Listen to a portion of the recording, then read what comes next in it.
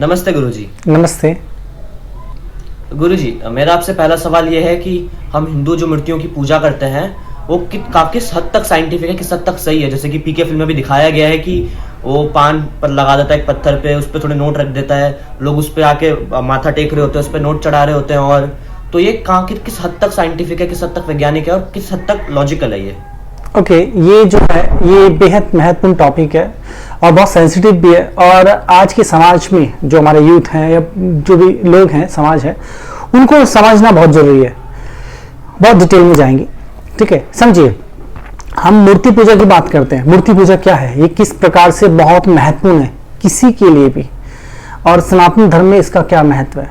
जैसे कि अब आप और रिलीजन में देखेंगे, मजहब में देखेंगे, वो उनमें क्या होता है कि वो जो एक गॉड है, जो भी गॉड है जिसको उन्होंने देखा नहीं, इसके बारे में पता नहीं, वो जिस गॉड की बात करते हैं उसकी वो प्रेयर कर रहे हैं या इबादत कर रहे हैं। मगर सनातन धर्म में क्या होता है, हम किसकी पूजा करते हैं, पूजने का अर्थ बहुत अलग है। हम पूजते किसको हैं? जैसे श्री कृष्ण जो हमारे साथ रहे, जब हम किसी को पूजते हैं ना, हम जब किसी को आदर करते हैं, रिस्पेक्ट करते हैं, पूजते हैं, तो उसकी जो एक आइडियोलॉजी है, उसकी जो समझ है, उसका जो ज्ञान है, जो हम उसको जो मार्गदर्शन दिया है, उसको हम फॉलो करेंगे स्वाभाविक तौर पे। तो हम उनको पूज रहे हैं जो देवनीय है, पूजनीय है, जो भगवान रूप है हमारे लिए, ठीक है। तो जैसे श्री कृष्ण है, उन्होंने कैसे धरती में बदलाव लाए, चीजें करी और उनकी गीता दी। आम जब एक बच्चा अगर श्री कृष्ण की पूजा करता है, ठीक है, तो पूजा करेगा तो क्या होगा, श्री कृष्ण का जो गीता का ज्ञान है स्वाभाविक तौर पे इसके चरित्र में आएगा। श्री कृष्ण का जो चरित्र है वो चरित्र उसके जीवन में आएगा स्वाभाविक तौर पे, तो वो उसका चरित्र निखर जाएगा, उसका जीवन बेहतर हो जाएगा और वो योग्य हो जाएगा। अब पूजने का तरीका क्या, ऐसी हवा में तो पूजेंगे नहीं, तो कोई ना कोई तो मूर्ति बनती है। जैसे कि हमारे जो भी हीरो है, जो हमारे नेता हो या फ्रीडम फाइटर हो, जो भी हो, उनकी हम फोटो लगाते हैं या कोई मूर्ति लगाते हैं, उस पर हार चढ़ाते हैं, करते हैं ना, तो वो भी पूजा ही है। पूजा का और वो जो दूसरे मजहब और रिलीजन में प्रेयर होती है, ये सेम नहीं है, दोनों अलग अलग है। तो यहां पर ये समझना है, जो हम श्री कृष्ण की पूज रहे हैं या श्री राम को पूछ रहे हैं, भगवान शिव को पूछ रहे हैं, तो वो पूजने का अर्थ जो है वो मतलब उनका जो चरित्र, उनका जो ज्ञान है वो हमारे साथ जुड़ जाएगा, हम उससे लाभ उठा सकेंगे। मतलब हमारा चरित्र निखरेगा, हमारा जीवन बेहतर हो जाएगा, हर एक इंडिविजुअल का जीवन बेहतर हो जाएगा, इसलिए बेहद महत्वपूर्ण है, ठीक है।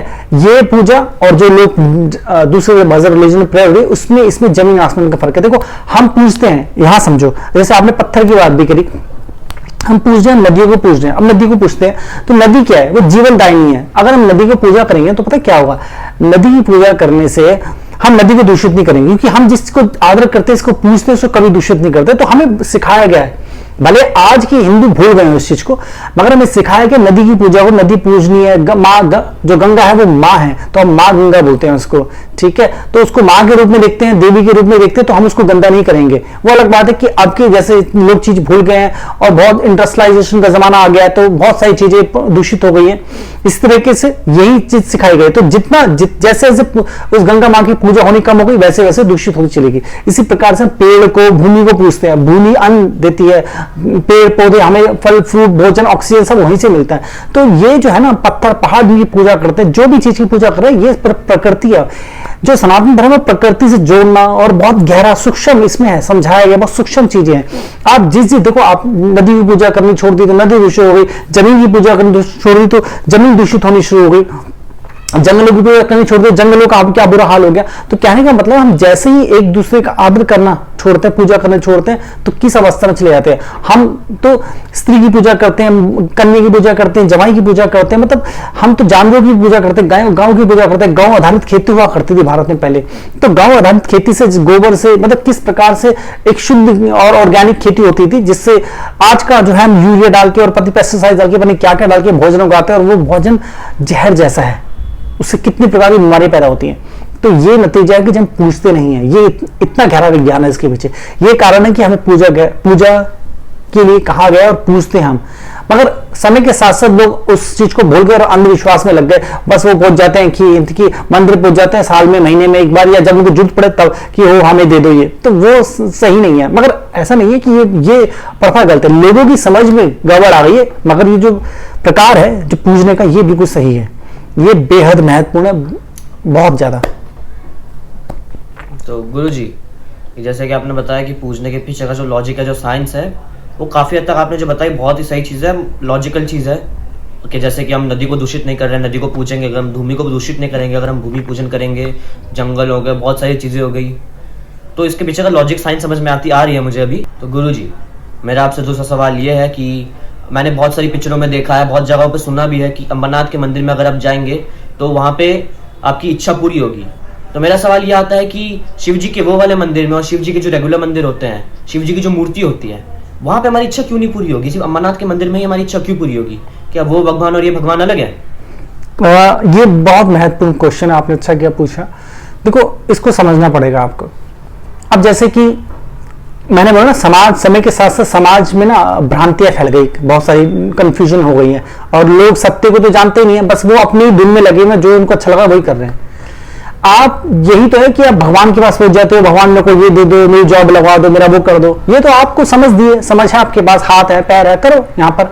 मगर बात यहाँ पर है ना, आपने जीवन में कोई ऐसा कार्य नहीं किया जिससे आपका जीवन इजी हो, बेहतर रूपांतरित हो। तो अपने जीवन को उच्च अवस्था में ले जाना है, अगर आपको अपना बौद्धिक विकास करना है और हाई अवस्था में जाना है। ये जो अमरनाथ या माँ वैष्णो या ऐसे जितने भी धाम है ना, दूर दूर जाते हैं।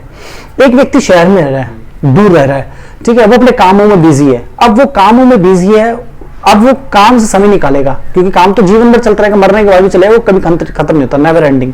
तो अपने जीवन से समय निकालता है, 15 दिन, हफ्ता, महीने, 2 महीने का, मान लीजिए उसने 1 महीने का समय निकाला। अब वो वहां से समय छुट्टी रेडी हो गया अमरनाथ यात्रा में, ठीक है। जब अमरनाथ यात्रा के लिए निकलेगा ना, वो संसार के सब कार्य छोड़ देगा और वही भगवान में लीन होके अपना उसमें शुद्ध अवस्था में जाके और अमरनाथ यात्रा करेगा। तब क्या होगा, उसके अंदर जो भी स्ट्रेस है, टेंशन है, व्यर्थता है, विकार है, सब दूर होंगे। उसके अंदर एक अलग तरीके की जागृति आएगी।